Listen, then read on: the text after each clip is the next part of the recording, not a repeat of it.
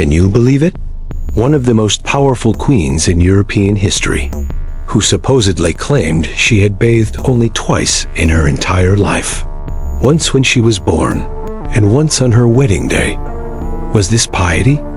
Ignorance? Or just a legend twisted through the centuries?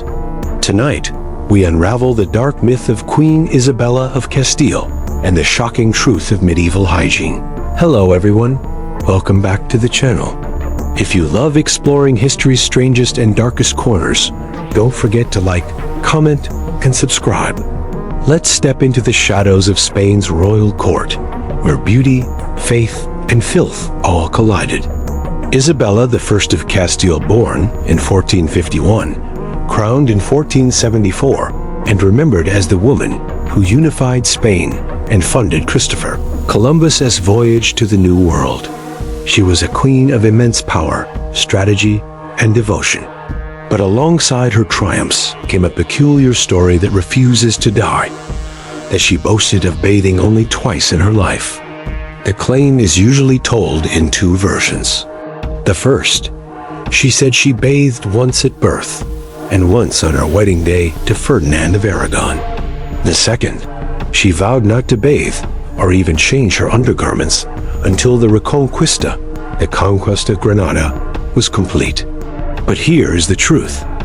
Historians have never found a solid primary source confirming that Isabella literally made this claim. No court chronicles, no official letters, no testimony from her attendants. Instead, the story appears in later anecdotes, repeated in history books, pamphlets, and gossip. So why has the legend endured for centuries? Because it fit perfectly into the mindset of her era. In late medieval Europe, frequent bathing was not considered virtuous or even safe. To say, "I do not bathe," could be spun as a sign of piety, modesty, and moral purity. Thus, whether Isabella actually said it or not, the tale became a reflection of her image, a queen who embodied the harsh, austere values of her time. To us, the idea of bathing only twice in a lifetime feels unthinkable. But in the late Middle Ages, avoiding baths was not only common, it was often considered wise. Why? First, medicine of the time taught that hot water opened the pores, letting in bad humors and disease. Doctors warned that a bath could make the body vulnerable to plague or fevers. In a world haunted by the Black Death, fear shaped every choice. Second, clean water was scarce. Medieval cities lacked modern plumbing. Bathing often meant stepping into tubs filled with reused, dirty water, heated in smoke-filled rooms.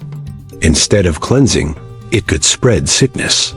Third, the church distrusted bathhouses. Once a legacy of ancient Rome, public bathhouses in medieval Europe became associated with sin, vice, and prostitution. By the 5th-10th century, many were shut down. To wash too often was not a sign of piety, but of moral corruption. Finally, austerity itself was admired. Saints and holy men boasted of neglecting the body, proving their devotion to God. For queens and kings, showing indifference to comfort could be seen as a mark of discipline, purity, even holiness. Thus, Isabella's alleged two baths was not an isolated story. It was a reflection of a time when washing the body could be seen as dangerous or even sinful. If full baths were rare, how did people in the Middle Ages keep themselves clean? The answer was both clever and desperate. Instead of bathing, most relied on partial washing.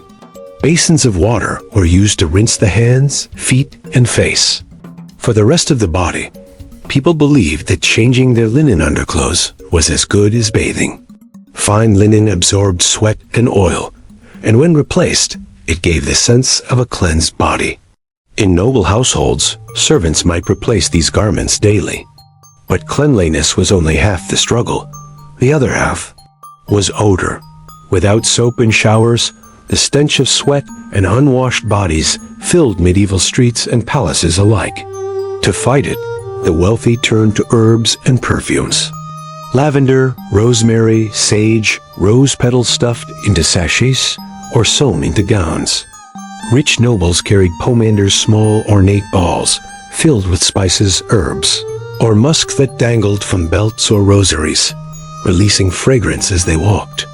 Women sometimes even chewed cloves or cinnamon to sweeten their breath. This was the art of survival in a world without daily baths. It was not about eliminating the dirt, but masking it with the scent of flowers and spice. Yet even this was a luxury. For the poor, there was no linen to change, no perfumes to carry. The stench of poverty was inescapable, and so too was the divide between rich and poor, written on the body itself. Among the strangest customs of medieval Europe was the tradition of the May bath. Since bathing was rare, many people reserved a full-body wash for springtime, when water was easier to warm and the weather more forgiving.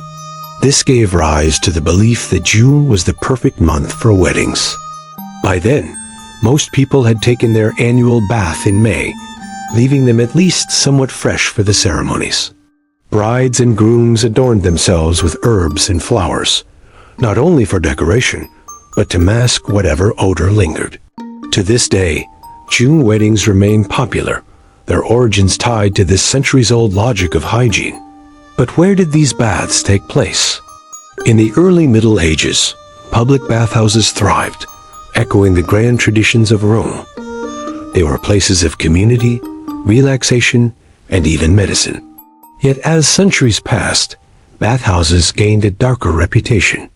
The church condemned them as dens of vice and immorality. Diseases such as syphilis spread through these places, deepening suspicion. By the 15th century, many bathhouses were closed or abandoned. What remained were private tubs inside castles and manor houses, wooden barrels filled with heated water, scented with herbs. Only the wealthy could afford such luxuries, and even they used them sparingly. So when we hear the tale of Queen Isabella bathing only twice in her life, it may sound absurd. But in the world she lived in, where water was feared, where baths were rare, and where even weddings were timed around a single wash, perhaps the story was not so strange after all. And so ends the legend of Queen Isabella's 2 baths. Whether fact or myth, it reflects a world where hygiene was fear, and purity meant neglecting the body. What do you think? Did Isabella truly live by this vow? Or is it just a story told to shock us centuries later? Let us know in the comments. And don't forget to like, share, and subscribe for more dark tales from history.